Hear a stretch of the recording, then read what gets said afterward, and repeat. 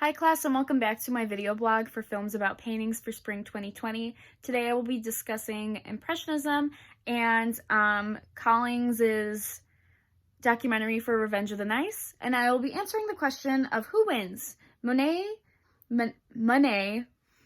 Courbet, or Cezanne, and why. Who does Collings consider to be the most important of them, and why does he consider that? Who do I consider the most important and why? And who do I think Professor Peck would vote for and why? So tune in to find out every answer. So of all the artists listed and discussed in this documentary, I think the answer to all three, and I say this firmly, is Monet. And I believe this is so that Monet wins is because he seems to be the most successful in his career, but to me, he also seems to be the most willing to try something different, and I think that's what's cool about him.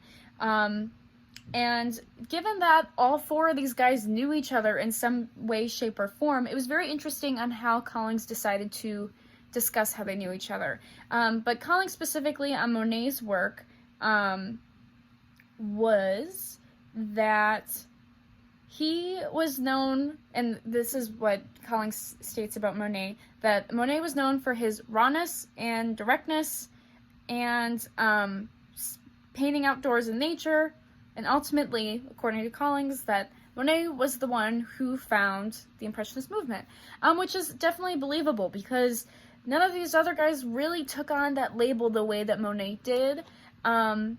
And Collings also states, which makes me believe that Collings definitely is a Monet fan, Team Monet, whatever, that Monet, as I quote from Collings's documentary, that Monet is making how a picture works to be the exciting thing, not what it's a picture of, end quote. And I think that's important because Monet is more about that texture, and that's what I love about Impressionism, because it's just different because of that. You see the movement in it, the physical movement that was done to make the painting, not just the painting itself. It's the entire process that you are observing when you look at an Impressionist painting. And that's why I definitely think Collings is a fan, the way he discussed that. I also would claim that, Professor Peck, that you would pick Monet. I mainly state this because he was different, and I think you would appreciate that, you know? And there's the discussion on how, and Collings says this in the video, that Monet thought Monet was an idiot for painting outdoors, word for word quote, and that Courbet also gave Monet advice, but Courbet would tell him, like when Monet painted that one like larger painting that is discussed in the documentary, Courbet said that's too big. So it's all these no's. And Monet was like, you guys, I'm gonna do what I want. And he did. And like in the end, he was the one who was the most successful. He was the one, and this is taken from hubpages.com by Kelly Marks. Kelly explains that with Monet's work, Monet and his family lived in a state of poverty for most of Monet's life until he moved to Giverny, don't know if I'm saying that right, in northwestern France during 1883. After which time his dealer, Paul Durand-Ruel, began selling many of his paintings, improving Monet's standard of living considerably. Perhaps because of Monet's relative wealth, he began working on his series of paintings, in which a subject was painted during different periods of light, an example of which was haystacks. Another was water lilies, which depicted about 250 oil paintings of the water flora found in Monet's garden in Giverny.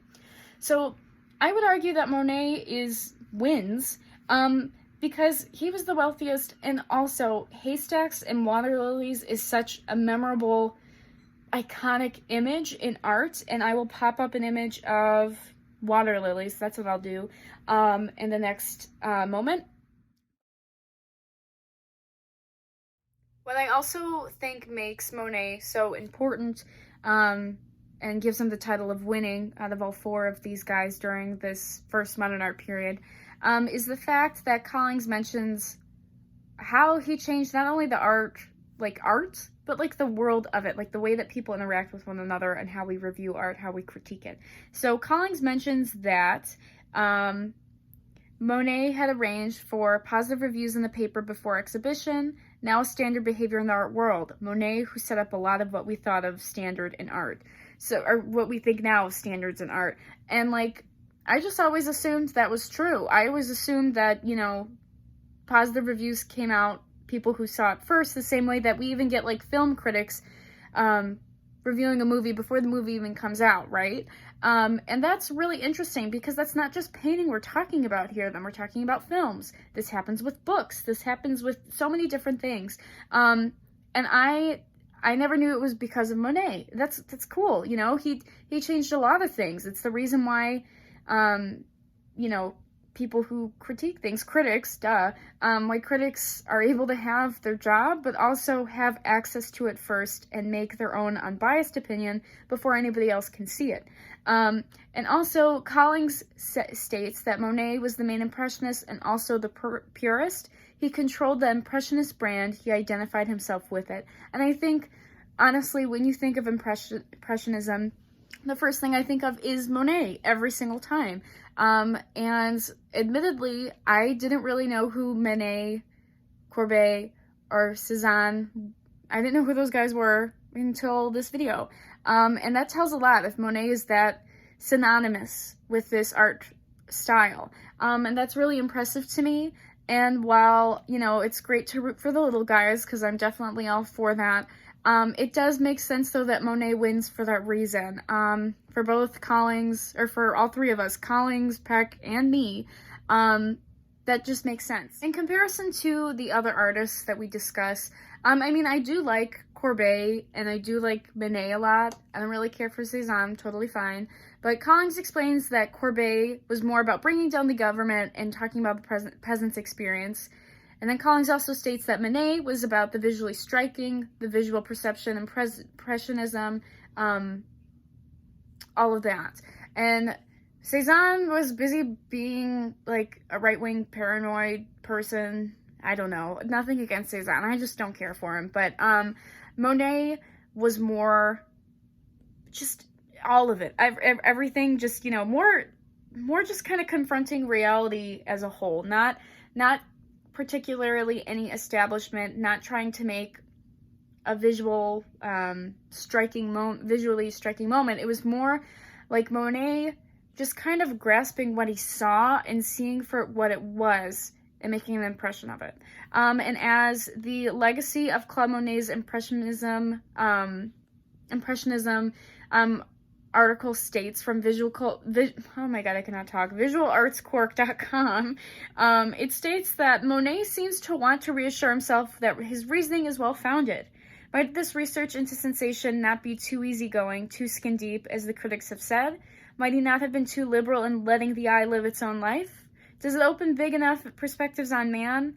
Monet's passion for work is the sole reply. Without let-up, he returns incessantly to the same theme and yet achieves variety. From one canvas to another, he varies the angle of view and modifies the underlying plastic geometry. His eyesight may be declining, his age making itself felt, but he succeeds in expressing the passing of time by movement and portraying in his painting the equivalent of sensation at the time it is actually experienced. And that is like a powerful statement. Let's be real. I think Monet is able to capture feeling. He's able to capture feeling in the way in which he paints, in the way he would, like, if you look at this haystack, how does it make you feel? And there's the texture to it, and the fact that he did that whole series of different times of day. I love that series. I think it's interesting, the different moods and different perspectives we can have when the same thing is depicted in various ways. And I think that's useful in real life too. When we look at things from a different point of view, we could see them for a different thing. We could feel them in a different way, metaphorically, like feel them emotionally. And I think that Monet's work is able to accomplish that. Out of all the other painters we're talking about right now, Monet hits it right on the dot. And I think that's why all three of us think he would win. You know, think, and why he should win, and why it makes sense why he was the one who was the most successful out of all of this. And it just makes sense to me. And I just really like Monet. Let's be real. That's like the ultimate answer, at least for my opinion. But that's pretty much it. Thank you for watching.